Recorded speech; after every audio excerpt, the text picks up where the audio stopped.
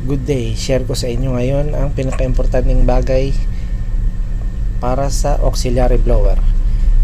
Tumatakbo ang engine natin, it means merong scavenge pressure. Dapat, kung may scavenge pressure, dapat walang leaking dito sa maliit na butas. Yan, dapat walang takip. Dapat walang takip yan, ha. Yan, walang leaking. It means okay yung oil seal na kinabit natin kasi bago. Pag may leaking yan, means kailangan nyo nang palitan yung oil seal.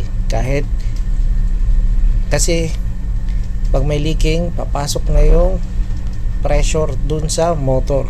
Alam mo naman yung pressure dyan may contains na kasamang langis at saka mga dumi. Yun yung penetrate dun sa ating motor. Masisira yung bearing at saka masisira yung motor.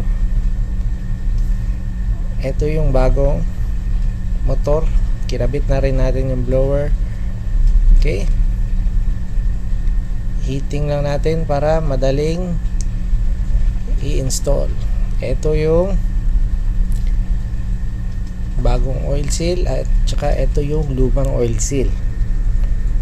Tandaan, dapat fit na fit tapos bago, kasi yan yung nagkukos dun sa penetration sa mga dumi dun sa motor.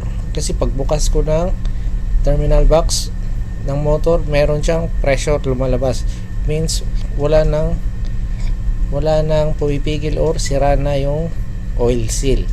Kailangan palitan talaga. Okay, nasira na rin yung bearing natin.